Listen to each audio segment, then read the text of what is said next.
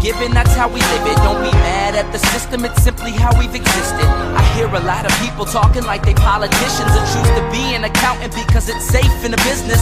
Not because they want to do it, just because they heard it pays. And who the fuck wants to be poor knowing that's how we've been raised? Society is getting heavy, I can feel the weight. The pressure of success is like 100 million pounds of shit. How you guys doing today? It's Anthony Gangi. Welcome to another episode of Tier Talk. Guys, we are now on part three of the 5 levels of leadership by John Maxwell. And again, how this leadership levels could relate to corrections. I mean, I'm trying to build a connection. I believe we're doing good. If you guys haven't, I would recommend you see the first 2. First one's on positional leadership. It was a great dialogue I was able to have with Russ Hamilton. And the second one was about that relation with people. That's the next level, and it's called that permissional leadership. And again, that dialogue was great, and I had it with Connie. Today, again, it's about production, so it's that third level. Now, mind you guys, this is moving up, but remember, you always have that foundation. You got the positional leadership, and then you work your way into that permissional leadership, but you always have that foundation because you always take a little bit with you. And then the next level now is production. And the key here, guys, is that you never want to stay at this level. So we're going to do an upside of, yeah, this is great. Now we're in level 3. Let's keep it moving, but you don't stay. And then we'll talk about the downside of what happens if you just stay at this level, because eventually we want to reach level 5, which is pinnacle. So we still have level 4, which is people development, and level 5, which is pinnacle. And this dialogue is going to be great because I am going to have retired major and current college professor Luis Soto on with us. What's up, Lou? Hey, how we doing, Gangi? Glad to be on the show today and talking about this important topic. Hey, Luis, can you introduce yourself to our audience? Absolutely. I'm a retired major from the New Jersey Department of Corrections. Worked there for 25 years, rose through the ranks from officer to sergeant, lieutenant to major.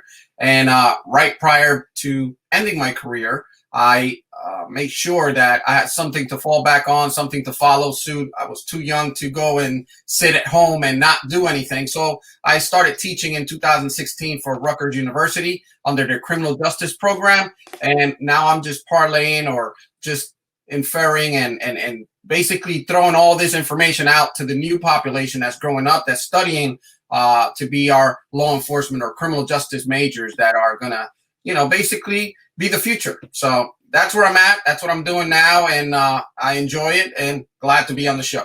And let me thank you, Soto, as well, because you're bringing experience into the classroom. One of my sponsors is American Military University. And I always tell people that if you have a chance, get that degree and bring experience into the classroom. So guys, get that chance. American Military University, you'll see their commercial when we go to our sponsor. But guys, getting that degree with experience and bringing that into the classroom really does evolve education. And also, if I may, Luis is one of those people that keeps on learning and keep on growing. He's retired, but he hasn't stopped. I believe that he's pursuing something else right now. Am I correct? You're absolutely correct. I'm in the middle of going for my doctorate, and it's going to be an EDD, a doctorate in education, so that I can continue and hopefully get that full-time position and continue to teach for as long as I can. And it's just wonderful to keep your brain continuing and now hit that other level. You have the experience under the belt. Now you want the research level. So, getting your doctorate gets you an opportunity to go ahead and develop other skills that you might have had but are dormant because of the job that we're doing. So I'm very interested and very excited about continuing my education. And he started as a correctional officer. That's true. Started as a correctional officer. All right, guys. So again, guys, this show is sponsored to you by Guardian RFID, from inmate tracking and cell checks to cloud-based business and artificial intelligence. Guardian RFID digitally transforms jails, prisons, and juvenile detention facilities of every size. Visit Guardian RFID for more information. Guys, they support everything we do here on Tier Talk, which means they also support the profession. Now, guys, if you haven't, the show Tier Talks for you, brave men and women that work in correction. So please subscribe, interact, engage, comment, hit that bell. Bell's going to notify you every time I post my video. We're going to go to my other sponsor, American Military University, and when we come back, we're going to be talking about production. Stand by. I wanted to attend a university that had an intelligence program. I wanted to look at problems different. I wanted to increase my critical thinking abilities. AMU offered those avenues to expand. Obtaining your degree as an adult, you're actually paying yourself and investing in yourself. You can't put a dollar on it. It's priceless. It's something that can never be taken away from you. American Military University. Learn from the leader. All right, and we are back. So, guys, the last video, we talked about having that permission to lead, because now you're working on that relationship with people. And again, it's a shift. So the first foundation is you have the position, you got the opportunity, but you can't stay there, because it's not about the position that gives you the respect. It's going to start being about how you relate to people. Now you got the relationship with the people, but you can't stay there either, because if you worry about the people and you're not producing, well, then you're not going to be seen as being credible. And that's actually one of the upsides of production. So again, guys, this is the level 3. Please, if you get a chance, please watch part 1 and 2. But we're going to take his theories and we're going to try to apply it to the correction setting. So Soto got a chance to do a little reading on the 5 levels of leadership. And guys, when we're done and I do the 5 levels, on the 6th level, I'm going to have somebody from the John Maxwell Company to kind of sum it up. And I think that's going to be something that I'm very excited to do. Now, guys, by the way, this is the book I've been carrying around with me. So, it's my wife got it for me for Father's Day.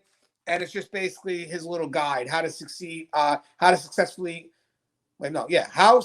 people lead, taking your influence to the next level. I love it. It's a very condensed version of the 5 levels of leadership, but it gets right to the point and it's powerful. Now, real quick, guys, relationships obviously is needed, but relationships are one thing.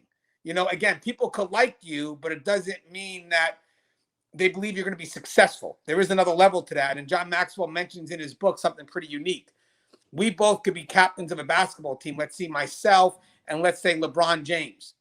And let's say people love me, but they're not going to want to be on my team because likelihood I'm not going to be able to beat LeBron James. So having said that, whether they like me or not, they're still going to probably pick LeBron James. So that to me was like, oh, now I get why we have to go to that production level. So one of the things that they mentioned here, so if I want to, the first upside of production is that leadership production gives credibility to the leader. Just a real quick, something I want to read real quick. The ability to produce results has always been the line people must be able to cross to be successful. So now we're crossing into that 3rd level. That line is also what qualifies someone for leadership. Peter Drucker, often described as the father of modern management, expressed it this way. There are 2 types of people in the business community, those who produce results and those who give you the reason why they didn't. Authentic leaders know the way you show the way to productivity is that authentic leaders know the way and show the way to productivity. They take their people where they want them to go. They don't send them there. So basically, he's talking about the difference between being a tour guide and a travel agent. Travel agents will send you to places they've never been. Tour guides will take you to places that they know a lot about because they've been there. So do you believe that production level builds a lot of credibility with the relationships that you're now developing with the people on the front line as a leader?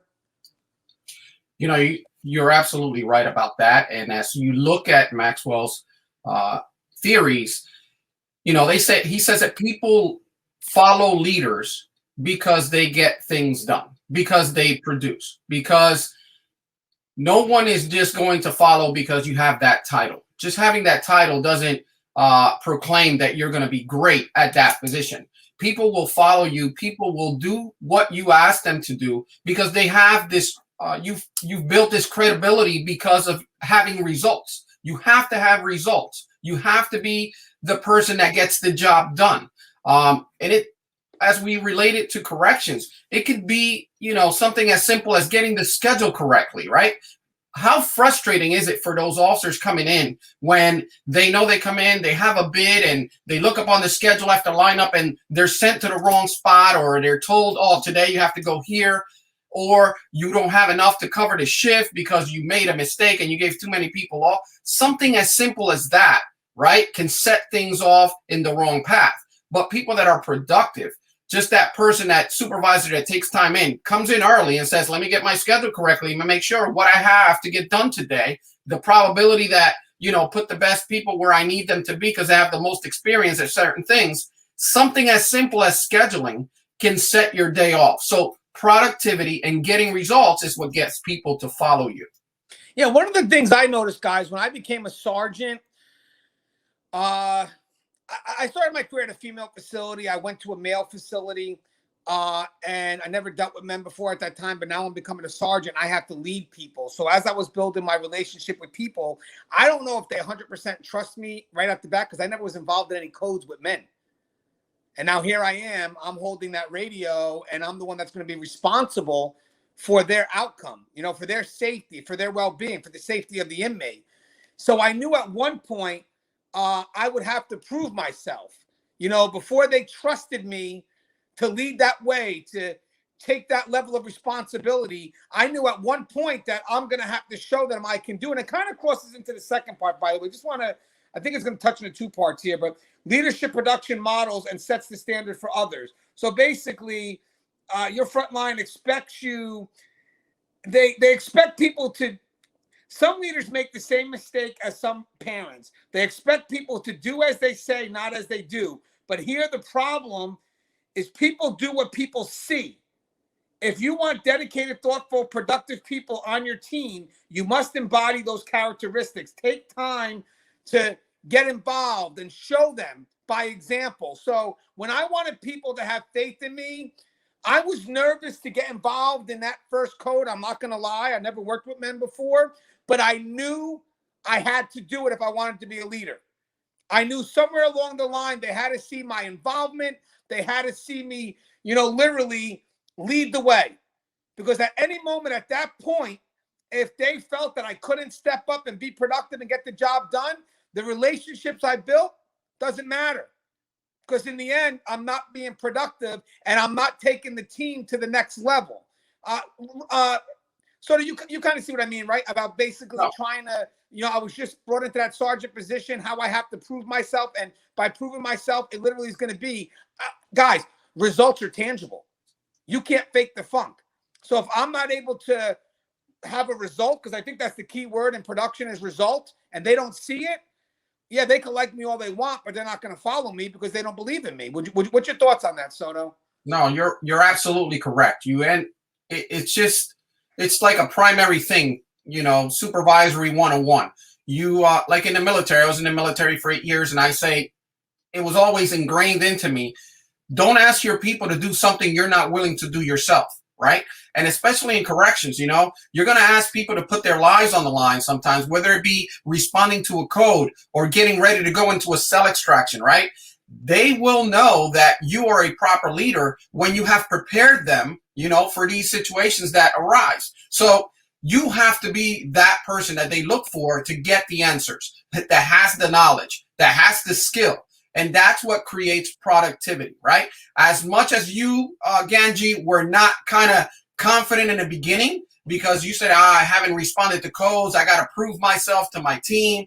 I'm sure that as soon as you started showing and leading the way, right, that's when people started following you and trusting you as a leader. And that's creating productivity. That is always the case. So, experience is the best, teacher, but you have to go in and do everything you can to prepare yourself to train and lead your people. And that doesn't start from when you get that position. This can start as you being an officer, right? Because a lot of people have this mentality. Hey, listen, lead or get out of the way because I'm going to do it. And that's the mantra that I've had throughout my career. You said two things, by the way. Real quick, the position doesn't define you as a leader. We know that. And I think that's great. I want people to be mindful of that. You got leaders that are officers as well. But you also said something else, guys. This was a very important thing that you mentioned. I want to feed into real quick. Guys, when you have a good reputation with the people and you're making an effort to learn the position, like I just said at the very beginning, I'm trying to be productive. But I haven't been involved in a man code at that point. So I was a little nervous because I thought I had a lot to prove. But when you start building that relationship with people, as long as they see the effort, they're going to work with you. And as long as you're growing, they're going to work with you. But if you don't make the effort to grow and you are hesitant and you're not making the effort to be productive, then the relationships you made, you're going to wind up losing that and then falling all the way back to level 1, which is I only got the rights of a leader because you have to follow me because, again, it's my position. But I'm going to lose out on that responsibility of towards my people where it shifts from I have to follow you to I want to follow you. So, again, you know, if you don't make the effort to be productive, if you don't make the effort to grow, because you're going to make mistakes, but if you have that reputation with the people, they'll work with you. But if you're not making the effort and you haven't built the reputation, then eventually you're going to fall right back to level 1 and you're going to try to define yourself as a leader just because you have the position. And obviously, you're going to find out how long that lasts. You're not a leader at that point. But what's your thoughts? I thought that was a very good point you made about that reputation. And, you know, if you're making the effort, you know, eventually as you're growing, people will be with you because they know that you're going to become productive and you're going to take the team. Because as you grow, guess who else grows? The team. Oh, absolutely. And you got to understand, you know, people don't like the terminology or that feeling that do as I say, not as I do. No one likes that. That is a weak leader, right? We're talking about productivity. We're talking about success, right? That's what we're talking about. What gains your credibility as a supervisor, as a leader, is having success. Now, success doesn't mean that you get it right every time. That means that you're gaining experience as you gain those, as you do more and more in our field of corrections. We're trying to revert it back and contemplate on how these theories kind of help us in our everyday life. So success is what's going to help you. As my team, I'll tell you this, as a sergeant, as a first line sergeant, I had a team that was very respectful. You know, they knew I was brand new in the position and they knew I was a smart individual, right? That I knew my job as an officer. They just necessarily didn't know that I knew my job as a supervisor. So I had to kind of demonstrate that I had those skills, that I had those leadership skills, that I knew what to do whenever something came up that needed a solution, that it needed an answer, whether it be a code, whether it be scheduling, whether it be, you know, taking on the honor guard. Right behind me, you see a picture right here of my team, the honor guard. When I took over the honor guard, you know, it was just not in a good spot. People didn't know what to do, didn't practice, didn't come to practice. We just got picked to go on, you know, either parades or funerals or graduations just because we had a uniform on. Didn't necessarily mean that we look good, that we know what to do. I took it over and I showed my team, listen, in order to have success, we need to practice. We need to do things correctly. And it started just as simple as let's all get into uniform. Let's all look alike, right? Let's not look like mosh posh. And that started off. Let's practice, right? Let's meet once, twice a month and go over techniques, go over marching, go over the way we stand at attention, the way we salute, the way, you know, we carry ourselves. And that in turn created confidence, not just in me as a leader, but in my team in performing their duties. And it gave us success. We ended up being, you know, like the model for all other institutions in the state of New Jersey, including the academy, who called us down there, you know, time and time again. That right there, right behind me, is a graduation that they called on Northern State Prison, which was us, to come down and be at their graduation because it was going to be a statewide function. And they knew that this team devoted time, effort, and were successful. That's what we're talking about today, production. Yeah, and I love that because obviously the leader continues to grow. The leader never stops growing. And with that growth, the team starts to follow and you can actually see it. And it's great because everybody's growing together. They also talk about leadership production brings clarity and reality to vision. This to me is great too. It says good leaders constantly communicate the vision of the organization. They do it clearly, creatively, and continually. But that doesn't mean that everyone who receives the message understands and embraces it. The production level of leadership communicates the vision through action, which helps people understand it in ways they may not have before. When followers are positive, when followers see positive results and see goals being met, they get a clearer picture of what it means to fulfill the vision. You know what's funny, guys? If I may add that. So we're talking about productivity for the sake of productivity, but let me just mention something here. We're also talking about, and I'm going to type it in now because I think it's that important, vision.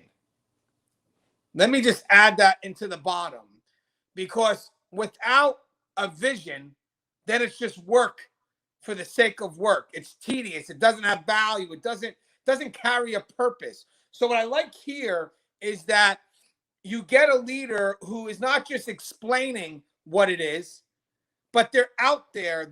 They're connecting the dots. So when a lot of people see work for the sake of work, they may not see the greater picture. They may not see the entire vision. But when you're there and as a leader and you're actively involved and you're explaining the way, and you're not just explaining the how to do it or what to be done, it's more of why. It's the why that carries out that vision. And I love that. I mean, Soto, that was the type of leader you were, right? I mean, you were actively involved and you were trying your best to relay the vision in an effort so people could find purpose in the work. And again, growth, but it motivates, because it's not work for the sake of work. It's work that has value that I think people can take with them and kind of parallels a purpose. Yeah, well, you know why departments have mission statements, why departments and companies have a vision board or vision statement, is because they're looking to improve, right? They're looking not to, like you said, not work just for the sake of working. We have to move forward. Even in corrections, we have to move forward. It's an ever-changing environment, right? We go from, we used to have solitary confinement, and now we went to administrative segregation, and then we went to, restrictive housing. And at each intern, there's a change in the mission statement. There's a change in the vision. And us as leaders, we have to do two things. One, we have to motivate and we have to inspire, right? We have to motivate and inspire our staff to follow us as leaders, to move that mission statement to get completed, to have success, to have productivity in that particular, and you have to have that vision. You have to understand it and have to be able to relay it to your staff. Yeah, and guys, I think the key here is it's about getting that message across. And I think the message that comes across is the action, the behaviors. A lot of times we go to carry a vision out, you may have a culture that doesn't allow it to happen, and then that's when your behaviors is what will change the culture. Because like I think Soto said it before, it's what people see that has more value than what they say. I mean, how many times let's say you're playing a game of chess and someone goes, "Oh, I didn't mean to checkmate your king." It's like, yeah, but you did. I don't care at that point what you say, you did. So what you see, the actions are what matter. So I agree 100%. If you're committed to something and they see it, the key is they see it, it motivates. The other thing he mentions is leadership production solves a multitude of problems. I like this as well. Many people in leadership positions try to solve problems by using systems, or they pay others to try to solve problems for them. But the truth is, leaders cannot delegate the solving of problems to someone else. They have to be active in breaking through obstacles, putting out fires, correcting mistakes, and directing people. Leaders on the production level do that. And once their effectiveness becomes contagious and spreads throughout the team, productivity begins to solve many problems, many more than managers or consultants ever will. Hey, what's great about this, Soto, if I may? So I've always considered myself a problem solver, and I do work with very capable people who I feel that when they come to me, they've exhausted all effort. So now maybe it is my time to get involved. Because don't get me wrong, guys, there is a time when you want to empower people and let them solve their own problems. I get that. But when you start having trust in the team and you start believing that they are doing that, and you know your people, and if they only come to you once in a blue moon, and it's like, okay, maybe this is a real problem that they do need my help with, you get involved, and it's through that productivity. It's through how you handle that, through your actions, that is going to help you solve the problems. But if you're not actively involved, if you're not doing things on that level, on that physical level, you're not going to be able to solve any problems, because it's the physical level that teaches you how to maneuver.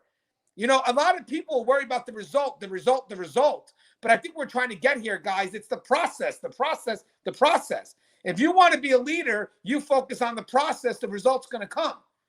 But managers, they just focus on the result. The status quo, let's maintain, no, guys, leaders, they pioneer, they maneuver. And the biggest part about growth is evolving the process. So I love the fact that he says that through productivity, you solve problems. Yes, because it's through productivity. It's through the process that you grow and that teaches you how to maneuver. But Soto, I know for a fact, most of your learning does not come from the end result. I would say all of the learning comes from what? The process? Process, experience, going through the motions is what's the best educator. Now, what I can say to you is that, we move up, we get promoted, we get put into these leadership positions, we get paid the big bucks, right? For that reason, because one of the responsibilities is to be a problem solver. The person that has or will get the solution, will get the answer. That's what we have to do. The person that makes the decision, right? And what happens is we become those decision makers, and you have good decision makers and you have people that are not so good at making decisions. But what I can explain to you is that no decision is the wrong decision, right? No decision is the wrong decision. When confronted with an issue, problem, concern, you are the one that are basically tasked with coming up with that solution, with that decision, with that, this is what we're going to do, right? And then because you've gone through that process of, learning learning the ropes, right? That decision that you make, you have to stick by it, right? You have to be able to justify why you came up with that particular decision, and that will eventually get you the success that you need. Yeah, and guys, it still goes back to what? Being the one that's producing it, because again, it's all about building that credibility. We have not shifted from that, which was the very first thing you mentioned. I mean, we got the relationship with the people. Now we're building that credibility, and you could see it's the productivity, as we're explaining, that really does start to build the trust and the people, which ultimately grows the team, and because it grows you. If you're not moving and you're the leader, then your team's not moving. The last thing he mentions, which to me is one of the most, there's two more parts for the upside. Sorry about that. There's two more parts. The last part's about momentum. I'm actually not going to, I actually want to make this my own. I'm going to borrow his thought. Yes, 100%. But I want to explain something through experience, why I feel that this is very important. And I want to put momentum is very important. I'm just a little bit of I want to add that on the bottom. So guys, let me tell you something, guys. Momentum is energy, right? So once you start producing, things start to run on automatic, and you now got people stepping up. They're also being productive, and you create this crazy momentum. The thing that gets to me is when you're working at the momentum, because momentum solves problems, guys. It does. Momentum solves problems. I think John Maxwell says something about a train. A train going 55 miles per hour will go right through a 5-foot cement wall. Boom, thick, 5-foot thick cement wall. But that same train, you put a little block in front of it, it won't move, because it doesn't have the momentum. Momentum solves a lot of problems. The biggest threat to any agency, including the DOC, are people that break that momentum. If you are someone that breaks momentum, you are destroying the most important energy that keeps the system going, that keeps solving the problems. Because trust and believe, guys, when that momentum is going, we're feeling it. And we're moving. I mean, again, a little bit more immediate, but you have a team, cell extraction, whatever it is. If you got that good working relationship between custody, the front line, the supervisor, medical in the background, that momentum is fluid. Oh my God, you'll solve every issue, no concerns, everything runs smooth. You get the inmate from point A to point B, everything's great. But you take one hiccup, one person that's hesitant, one wrong action, or just that communication is not where it needs to be, the momentum stops, everything gets lost in the sauce. What's your thoughts on momentum, Soto?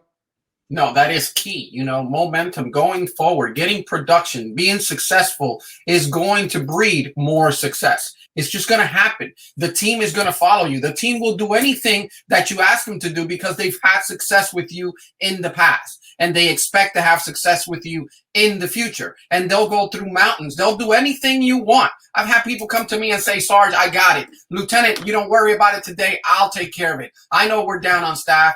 We'll take care. I'll do double duties today. Don't worry about it. And it just breeds success. But like you said, there could be that one naysayer that doesn't want to go with the program. That one person they just being negative to be negative, right? because you have buy-in from the rest of your team, you just have to deal with that one individual.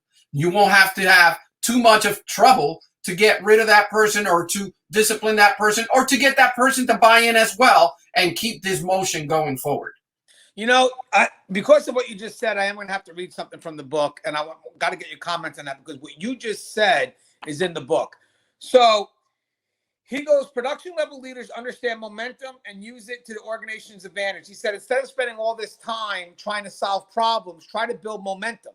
You know, that works. It's kind of what you said, but he says you have three types of people. Momentum makers. So these are the producers who make things happen. Momentum takers are people who go along for the ride, and momentum breakers, people who cause problems and hurt morale. Now, check this out. So it's exactly what you just touched on.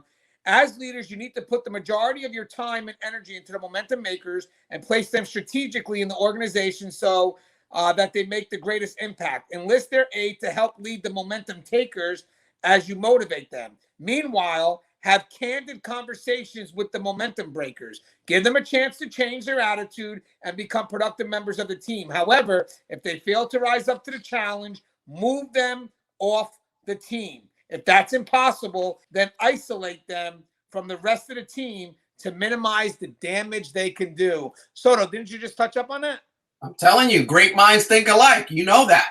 This is a part of not only you being successful, but your team being successful. So once you have a successful team, a team that's driving forward, that's getting things done, the last thing you want is to have someone that's trying to pull on those reins and trying to slow you down. So as always, you want to give individuals the opportunity to change, to be better. But once that opportunity is given, you have to isolate them. You have to get them out of the way. You know, get out of the way, lead or get out of the way, because we're moving forward. Yes. And guys, that's going to pull us up to the last part of the upside of production, which is going to be leadership production as the foundation of team building. Believe it or not, guys, along the way, we kind of touched on this. So a little bit repetitive, but just to close off the upside, who wants to leave a championship team? Guys, I'm over 40 now. That's all I'm saying. I used to have 20/20 vision. I used to be able to go like this. I now have to read books like this. It's that's why I'm stumbling right now. Who wants to leave a championship team? No one. Who wants to leave the cellar dweller? Everyone. People simply love being on a winning team. Winners attract people. And that kind of goes with the scenario I mentioned at the beginning, LeBron James, where you have the love of the people. But if you don't start to be productive, if you don't start to be successful, the problem is those that have that drive to be productive and successful. Oh, I love Gangi. I think he's great, but he's not taking me where I need to be. So remember, guys, your productivity is going to attract other people with that same level of productivity and dedication. Would you agree with that, Soto? Absolutely. You know, people say that a smile can be contagious, so smile more often. Try it. You'll see it happens. So as you have success and your team has success, it's just going to breed that success to continue, and people are attracted to it. They want to come into a good thing, right? If LeBron continued to lose, how much love is LeBron going to get, right? The only reason or the only continuing factor that he is a great player, he's a great team player because he tries to build the team around him and continue to get success, which now makes me, hey, I'm on the worst team in the league. I want to go play for that team. So when I become that free agent, where do I want to go? I want to go with that team that has success. I want to go with that sergeant on that shift. You know what? I had the opportunity to go to first shift many, many times, and I didn't go to first shift because I love the leader or the sergeant that I worked for. I love the lieutenant that I worked for, who I learned from the most. So I stayed an additional time to gain more experience and to be on that successful team. When it was time for me to move on and become that leader that was needed at a different area of the prison, I did that as well. And I learned from the experience to make sure that locomotive, that train is still going forward and success was always there. The momentum, guys. Momentum. So now I want to cross into the downside. So basically, guys, remember, when we're talking about the upside of production, we're talking about, okay, learn this and start moving forward. Take what you learned, take it forward, but you cannot stay here. So now the downside is when this is where you stop. So again, you got the positional, you put on top of that the permissional leadership, the relationship with the people, and now you're productive. But this isn't where you have to end. Eventually, you're going to have to start working in that producing of people, that what they call reproduction. But right now, if you decide that, you know what, I got the position, you know, I got the respect of the people, and now I'm producing, and I could stay right here. This is going to be some of the downsides of that, I think, that we could explore. The first thing is, right off the bat, being productive can make you think you're a leader when you're not. So I'm going to quickly start off on this and see what Soto has to say. Guys, all because you're productive doesn't mean you're a leader, because if you're only being productive for yourself, so selfish means to make you look good, but you're not doing anything to build the team or help the team grow, then sure, you're productive on the surface, but in the long run, your actions are selfish, and eventually you're going to start losing the respect of the people, which is going to bring you where? Right back to one. So again, guys, all because you're productive doesn't mean you're successful, doesn't mean you're a leader. It's the production value and how it affects the team, and does it help the team grow? Would you agree with that, Soto? Absolutely agree. You know, just because you continue to have success, yes, it will attract more success, but just doing or just producing or just getting through the day without having incidents or without having major incidents, you know, doesn't really relate to the fact that you're a great leader. So I don't want to get into the next level just yet, but that'll be discussed in the next level as well, because you have to move forward. You have to move on and train your staff up to that level. So that's the next level, and I don't want to dive too deep into it. Let's continue with the negative stuff. All right, so the other thing I'd like to add too is that there is a lot of pressure when you are productive, because once you start setting that standard, people start expecting more. So you're going to have to find a way to kind of, again, not overwhelm yourself, but at the end, you're building your team, you're growing. But want to comment on something that he says here, because I think this hits a lot. This hits home. Productive leaders feel a heavy weight of responsibility for results. If a football team doesn't win, the coach gets fired. If a corporation doesn't make profit, the CEO gets fired. If a politician doesn't do a good job by his constituents, he gets gone. He gets fired. In many organizations, the responsibility for results rests with the leader. Productivity is measurable. Organizational growth is tangible. Profitability is quantifiable. Leaders who fail to produce are held accountable. Leaders who add to them are rewarded and then asked to achieve even more the next time. High performance requires high commitment. Many leaders who reach level 3 tire of leading because of the weight of responsibility they feel. Most leaders experience days when they wish no one was watching their performance, looking to them for direction or wanting them to make something happen. However, effective leaders understand that the cost of leadership is carrying the responsibility of their team's success on their shoulders. That's a weight every leader feels starting on level 3. You'll have to decide whether you are willing to carry it. That, to me, I love when he said commitment, because, again, it doesn't stop because you completed one thing. I mean, next thing, there's going to be another thing, especially in the prison setting, guys. In the prison setting, you get one code, you did a great job, but another code starts the next second. You know, so it's constantly being on your A game. And in our case, guys, believe it or not, our A game is what saves lives. If we're anything less than our A game, people get hurt, people could get killed. So think about that level of responsibility, and think about what we mean by producing in our profession. Producing is making sure everyone goes home safe, and that, you know, the inmates are safe as well. So, I mean, that's a lot of responsibility to have to carry every day at the highest level. Would you agree that that's part of our responsibility in being productive? Absolutely. You know, heavy is the head that wears the crown, right? So that pressure that comes on you because you are successful, you are a great leader, you know, it's just expected of you that you're going to continue to be that way. So you were great at responding to a code. You were great at that cell extraction. So the next time another one comes up, you know, you're probably going to get picked to go do it. Why? Because you're successful at it. You're good at it. Your people follow you, and there's the least likelihood of risk, right? Because you are doing it so well. So that pressure, that stress is always on you, and you have to recognize that. You know, I always tell my supervisors something when I like to teach them is that, you know, you're going to have your good workers. You're going to have your good subordinates that do anything and everything for you. But you have to be careful not to overburden them, because let me give it to them because they do the best job. They do the best thing. If I give it to someone else, I'll have to keep an eye on them, or they won't do it as well, or I'll have to worry a little bit more about it. So yes, stress will be there. Be the one person that can handle it. Be the person that understands it and can carry on. Now, this is a tough spot because being productive requires making difficult decisions. Now, in my mind, for me, this is going to kind of connect level 2 back to your relationship with people. This is where you move up from being soft, because again, if you stay in level 2, some of the times you're not being productive because you're afraid to do the right thing to get that production going, so which means that maybe if I have someone that's not doing their part, I got to cross into being candor now. We discussed it in the book. It's I care for my people, but candor directs the relationship. If I'm not able to do that, one thing is I'm not going to be able to cross into that level 3, because in order for me to maintain being productive, I'm going to have to make decisions that really affect people, the people that, I care for. Yes. But what's funny? John Maxwell says it best. I care for everyone, but not everyone's worthy of my time.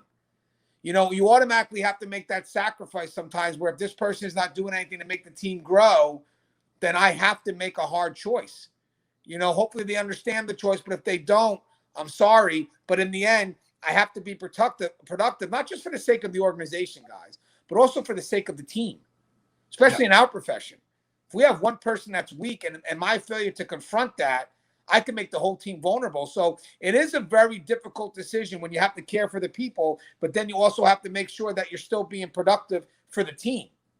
So having to make those decisions definitely comes with a very, very, very hard. It could affect you emotionally, but again, you as a leader have to be willing to make that decision. Again, I just want to repeat what he said. Care for the people establishes the relationship, but candor directs it. That's powerful. Would you agree with that, Soto? No, absolutely, man. You have to, corrections is not an individual sport, right? You can't do it. Can't do it by yourself, right? Your people are more important. This is a team effort. This is how we get things done with your entire team, whether it be clinical, whether it be programming, whether it be custody. We all have to work together. And if there's someone there that's not bringing up or being effective, or you can't spend your time with that individual. And I tell this all the time to new supervisors all the time. The people, the problem children sometimes take away most of our time. We devote more time to the person that's not doing what everybody else is doing, what everybody else is being productive. And we don't say thank you to those that are being productive. We spend all our time with that negative guy or that negative girl and trying to rectify them. You know what? Sometimes you get to the point where enough is enough. I need to salvage the team. I need to continue to be productive. And I need to be candid. I need to be the one saying, hey, hold that bar to the certain level. Do not lower the bar. And, again, this crosses back into level 2. Production leadership requires constant attention to level 2. And that could be because, again, we talked about production not being selfish, right? Which means that you're doing it for the team, which means that, yes, you're going to be going back and forth. What does the team need to build? And again, it builds a relationship with people. But what I think, to kind of close off the downside, and this is really not a downside, it's just more about the effort, the work effort, because you have to work. Again, it's the process.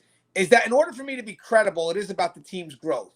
So making that difficult decision and how you translate that to the people, and how they can see that you are really focused on the team. And at some point, like Soto said, this one person's bringing it down, you make that difficult decision, you help the team grow, that establishes credibility.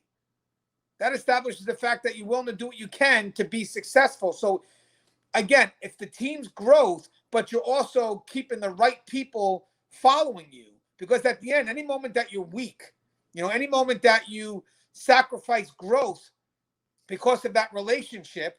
And again, guys, I'm not trying to be cold, but at the end, there is some production. It's taking the relationship and wanting them to work for you, because what do they want? You want them to produce. The moment you kind of sacrifice that and decide to kind of keep the team stagnant, you're going to lose all the people that are going to help you take it to the next level. So the team stays there. You as a leader don't move.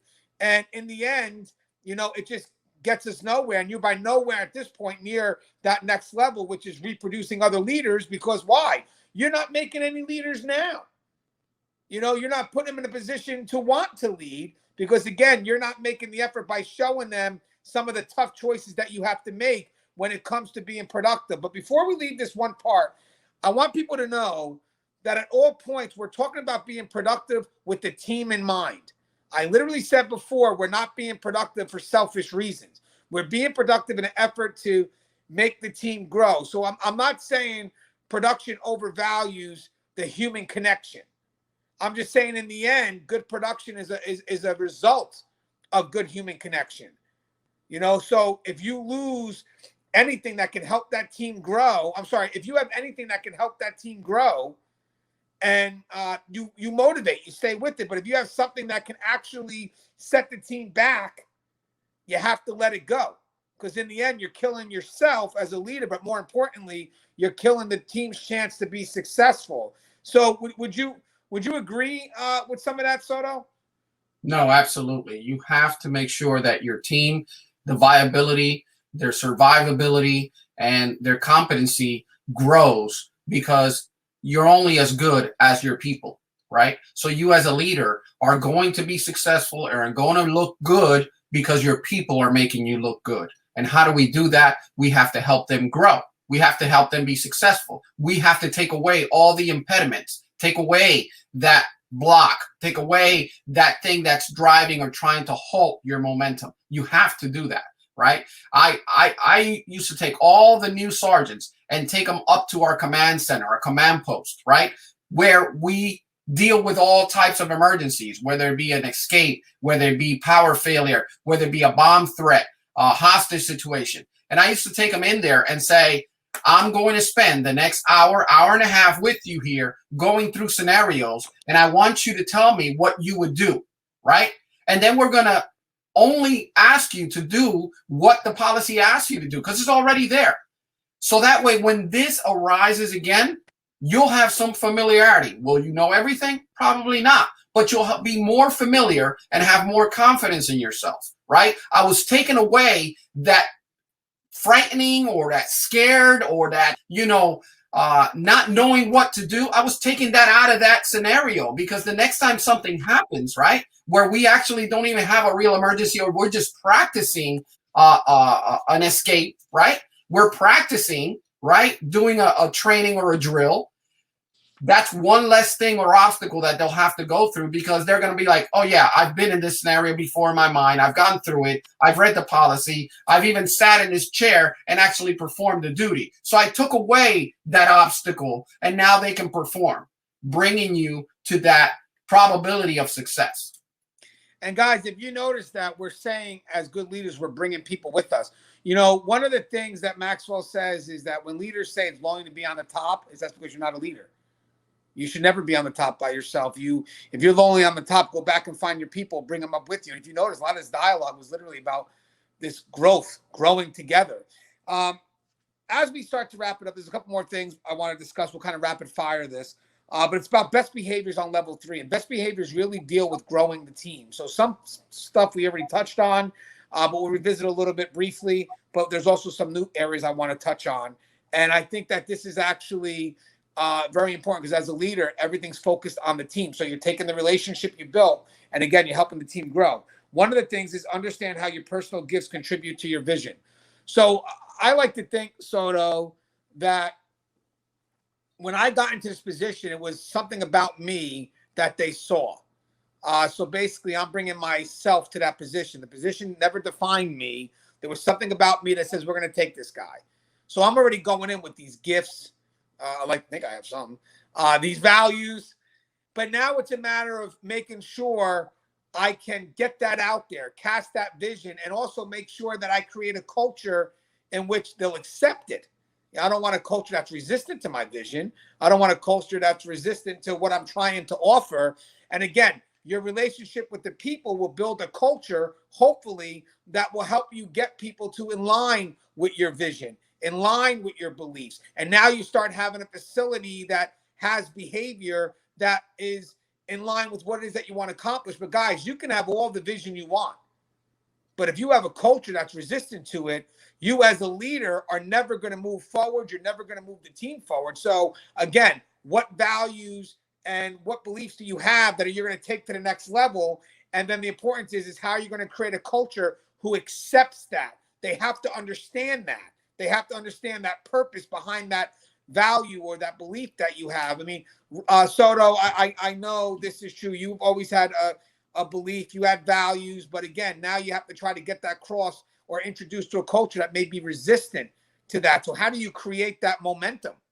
Yeah, well, communication is the key, right? You have to communicate what it is that you're trying to accomplish, and also the steps that you're going to try to get your individual team leaders or team to follow. So remember that in corrections, not everybody, and I've heard this over and over and over. Oh, you're only there because you're a good test taker. And that test, that promotional exam that you took, you did well, and that's why you're in that position. And now you got to demonstrate that you earned that position, and not just because you were a good test taker. What you have to understand is a lot of thought goes into these exams. And the questions on the exam are placed so that we know that you have the knowledge, so that you can get to that next level and be a supervisor, that you also have the empathy, that you have the leadership skills, right? Those questions are developed so that we can test and see who has that, at least that in their mind, that mindset, that knowledge to get to that step, to lead individuals, even if it's a difficult situation and the culture is such that,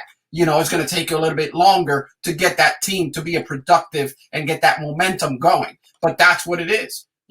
You're there because you bring something to that job.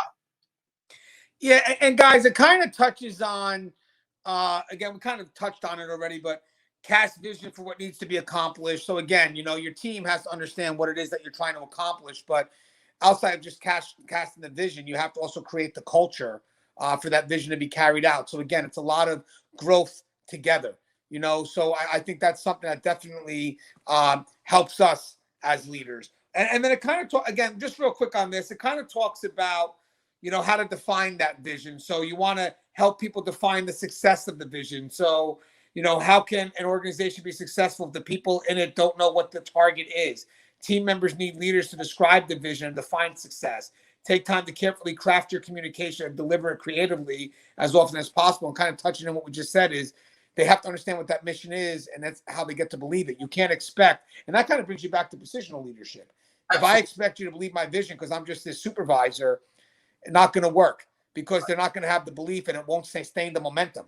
But once you start encouraging people and motivating them, not manipulating them, they start to believe in what it is that you're trying to carry out. And that carries longevity. And that also carries an impact when you're not there, which means that you're looking to try to create a presence, right, Soto, when you're not there. Oh, yeah, that's changing the culture altogether, right? Because, that's loyalty, right? They're doing the right thing even though you're not there. That's awesome, right? But you have to understand, corrections I love corrections. I think it's an easy profession, but it's a tough profession. Leading in corrections, it's also something that I love, I enjoy. You know why? Because we are task oriented, right? We get things done. And how do you get things done with your team? Is they have to have that vision or clarity about what needs to be completed, what needs to be done, what's the outcome. How do I gauge success? We're task-oriented. If you as a leader can provide that to your team, you're going to be successful every single time. I'm going to kind of, again, just quickly, if there's an area you want to stop on, so to let me know. But we talked about helping people define the success of the vision. You also got to help people commit to the success of the vision, which is what we talked about. Again, that relates to the culture, the dynamic. And I think that commitment comes to that, connecting them that why, that value, that belief, giving them that greater purpose. Help people. Help people experience success. I think this is, what? Let's stop here for a second. I think Soto will pick up on this too. Is that success is what's going to keep people connected to you. And we kind of touched on this before, but again, just as a reminder, if you're not successful, they may like you, but you're not going to keep those high achievers, the people that can help further the team, help further production. And again, I think we did touch on that. Begin to develop your people into a team. We touched on that too. Again, it's about us bringing ourselves together. But again, I think, Soto, I think, you know what? Let me just stop here for a second too. I think as when you want to bring people together as a team, now I'm thinking just outside the box here. So on an administrative level, when you're responsible for so many different departments, you have to find a commonality. Because if you don't find a commonality, everybody still works in this isolated fashion. So if you can find a way to bring them together, usually it's based on a commonality. So one of the things that I believe, again, helps bring people together is if you can find a vision that makes sense for all the departments or for all the people on your team. If you can find a belief that makes sense. And again, that's tough because you have a safety and security perspective versus a service perspective versus multiple perspectives. But there is always a greater perspective. The fact that maybe we all want to go home safe at the end of the night. The fact that we are here to service each other as well as the inmate population. I mean, whatever, because even in safety and security is a service aspect to that. But I think, Soto, finding that commonality is what's going to bring the team together, correct? No, absolutely. You got to bring them together and let them know that they did an excellent job or a good job, even if it's that one day, right?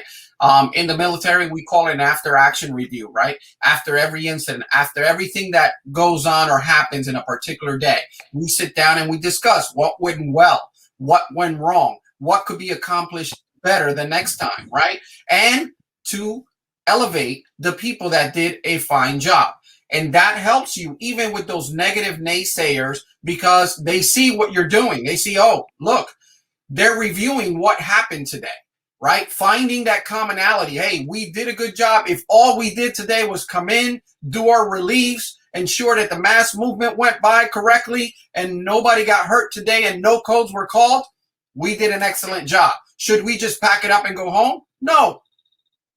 Take it as an opportunity to develop your team. Have an AAA, right? After action review and say, hey, we did a great job today because XYZ happened. We got all the tasks. We were task oriented.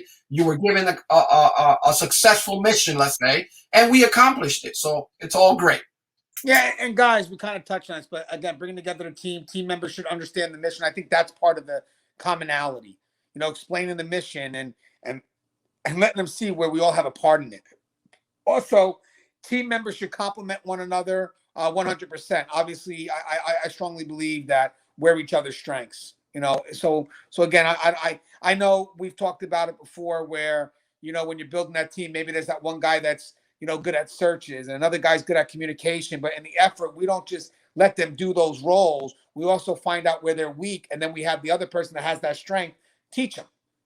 I think that's the key. So if I'm a good supervisor, I may want to rely on this person to do searches. Yes, but I may say, you know what, do me a favor. He's good at communication. You're good at searches. Work together. Right. I would love to see you step up in this area because, again, the team is constantly growing. But you agree, right? A good team complements each other. That's obviously that's your goal, right? To cross-train, develop the entire team for, know the team's strengths and weaknesses and work that so that you can pair people up. It's great. That is actually an asset. Knowing what your strengths are and knowing what the weaknesses are in your team and be able to pair up and work on your weaknesses and fortify your strengths. That's awesome. I love what you just said there. Work on the weaknesses, fortify. That's what I wanted to say, just not as pretty. Thanks, Doc. So we also have, obviously, team members should receive feedback about the performance. That's what we're talking about now. Basically, that's how you reinforce strength. That is the reinforcement. Hey, let's do this a little bit different this time. But again, and what's funny is they'll accept your feedback if they respect you and they see you being productive. So let's remember that. If you're not productive and you're trying to give them feedback, there's no credibility there. But once you've established credibility, that feedback is going to be respected because they see you in a level of being credible. But again, that's only if you're putting the effort in. The last part about the team it mentions was team members should work in an environment conducive to growth and inspiration, 100%. And I would actually say inspiration and growth, but I think if you're there to inspire, that's a very powerful environment for growth. One last part of two last parts of, I think it's two last parts. Hold on, I'm almost done, guys. I promise. I just want to make sure we complete 3 last parts. Prioritize the things that yield high return. Someone mentioned to me, it could be Maxwell. Everybody talks about time management. There's really not such a thing as time management. It's more about managing your priorities. And believe it or not, people are a priority. You can't use I'm overwhelmed with work, not to find time with your people. And we mentioned that in level 2. But again, manage your priorities. If you're not managing your priorities, you're going to be scrambling. And unfortunately, if you're scrambling, there's no control, you're going to lose your credibility. Because again, people have to have faith in how you maneuver. So again, would you agree managing your priorities, especially in corrections? There's tons of them coming in. You're going to have to know at that moment what takes a higher, especially if you have multiple codes. I mean, whatever the case may be, what takes priority at that moment? Yeah, absolutely. You're gonna come in knowing that, hey, what do I need to take care of first? What's more important? What needs to happen now, as opposed to this can happen later? Not saying that you're gonna put it off and not do it at all, but certain things need to be done like now. In high school and in grammar school, they tell the kids as they come in from class to class, there's a board and the teacher will write a do now, right? The do now board. That means you got to get to this right now. There's no waiting. There's no talking to the guy next to you. There's no daydreaming. This is a do now position. So that's what you do. You prioritize and get everything done that needs to be done. I think in Maxwell's theory, he's saying, there's certain things that you need to prioritize. Prioritize those that you know are going to be successful and get that momentum going. Because once you get something going, hey, that's accomplished. All right, move on to the next mission. It's going to help you along the way. Yeah, guys, and obviously being a leader, you are a change agent. That includes the vision, that includes your values, that includes the relationships you have with people, the attitudes, and also the communication. So just real brief, when you're talking about working with people, instead of focusing on differences, one way to create good change and momentum is focus on the similarities that people share. We kind of mentioned that before, right? The commonalities. So just a little bit more specific is, if your vision and others can line up, then everyone will see it clearly and have a strong desire to see it come to fruition. That means you can probably work well together. So that's the vision, bringing the team together. Values, it's difficult to travel with others very long if your values don't align. Find out what others stand for and try to meet where you share their same standards, same values. Again, bringing together commonality. Relationships, great teams have people who are as committed to one another as they are to the vision.